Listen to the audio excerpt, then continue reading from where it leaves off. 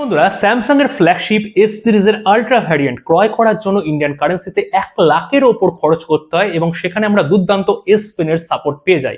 অনেকেই ফ্যান আছেন আমি জানি, এস পেন রীতিমতন ব্যবহার করেন, কিন্তু যদি আপনাদের বলি এই ফিচার্সটাই 20,000 21,000 টাকার মধ্যে যদি দিয়ে দেই, তাহলে আপনারা কি খুশিতে থাকবেন?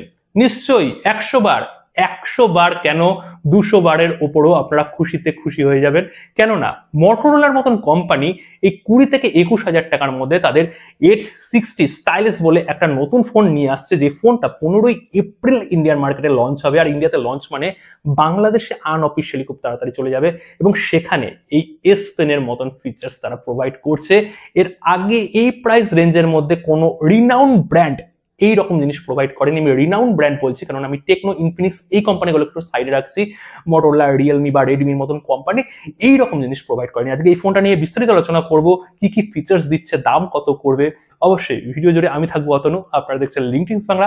ভিডিওটাকে একটা লাইক করে দিন, শেষ মতো উপভোগ করুন এবং কোথাও যদি ভালো লাগে অবশ্যই সাবস্ক্রাইবটা করে যাবেন। যদি ডিসপ্লে সেকশনের কথা বলি, মোটরোলা ডিসপ্লে এক টাইপেরই হয়, কোনো ফোনে কার্ভ, কোনো ফোনে ফ্ল্যাট। আর এখানে ফ্ল্যাট টাইপের ডিসপ্লে পাচ্ছেন। 6.67 ইঞ্চি থাকছে পিওএলইডি প্যানেল, মিনিমাল বেজেল থাকছে, সঙ্গে in display fingerprint sensor, Corning gorilla glass 7i এর এখানে হয়তো প্রোটেকশন তারা প্রোভাইড করছে।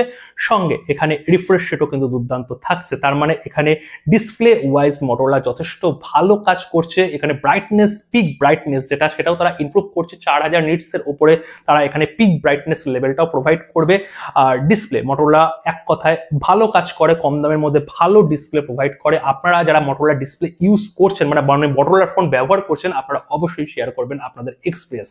আর build quality, design Motorola typically যেমন টাইপ হয়, ভেগান লেদারের অপশন থাকছে।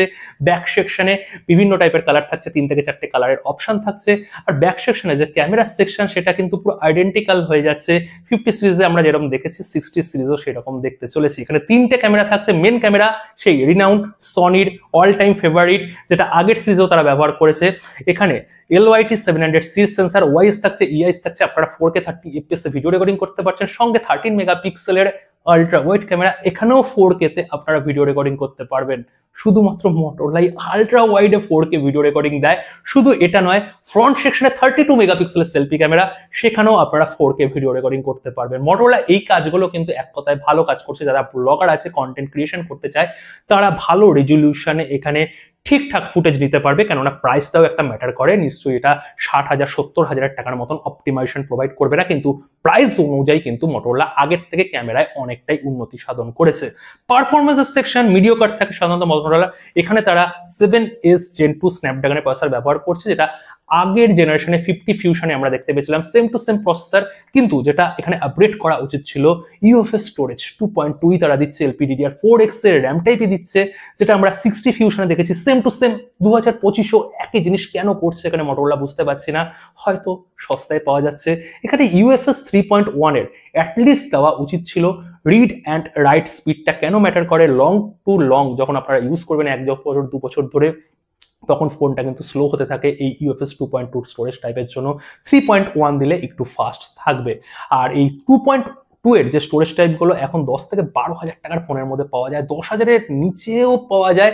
তো এটা জাস্টিফাইড না, 3.1 অ্যাটলিস্ট দেওয়া উচিত। কিন্তু ডুয়েল স্টিরিও স্পিকারের অপশন থাকছে, ডলবি অ্যাটমসের অপশন থাকছে, সঙ্গে এখানে টাইপ সি পোর্ট তো থাকছেই। এখানে আমরা 68 ওয়াটের চার্জার ইনবক্স পেয়ে যাচ্ছি। আর ব্যাটারি 5000 mAh এরই থাকছে, একটা স্ট্যান্ডার্ড ব্যাটারি থাকছে। সঙ্গে এখানে এস পেনেরও কিন্তু সাপোর্ট থাকছে। আর এস পেন দিয়ে আপনারা বিভিন্ন রকমের কাস্টমাইজেশন করতে পারবেন। আর ফোনের মধ্যে AI ফিচার্স থাকছে, সেই AI ফিচার্সগুলো আপনারা এস পেনের মাধ্যমে সুন্দরভাবে এখানে এডিট করতে পারছেন। আর এখানে ফ্ল্যাগশিপ লেভেলের আরেকটা ফিচার্স থাকছে, সেটা হচ্ছে ওয়্যারলেস চার্জিং, 15 ওয়াটের ওয়্যারলেস চার্জিং, যেটা আমরা 50 নিওতে পেয়েছিলাম। একই প্রাইসের মধ্যে এই ফোনটা আসছে, আর সেখানেও ওয়্যারলেস চার্জিং ছিল। এখানে NFC কিন্তু থাকছে না। আর সফটওয়্যার ডিপার্টমেন্টে Android 15 near stock Android motor UI, যথেষ্ট পলিশ একটা UI এবং স্মুথ আপনারা এক্সপিরিয়েন্স পেয়ে যাবেন।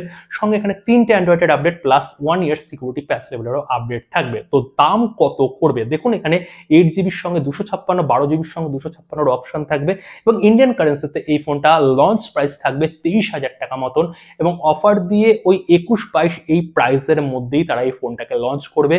60 ফিউশনের থেকে 500 টাকা কি 1000 টাকা বেশি হতে পারে, তার থেকে কম কিন্তু হবে না। তো এই ফোনটা আপনাদের কেমন লাগলো এবং আপনারা আপনাদের মতামতটা অবশ্যই শেয়ার করবেন, যারা বিশেষ করে মটোরোলার ফোন ব্যবহার করছেন এবং এই ইন্ডিয়াতে 25,000 প্রাইস সেগমেন্টের মধ্যে একটা ফোন কিনতে চাইছেন।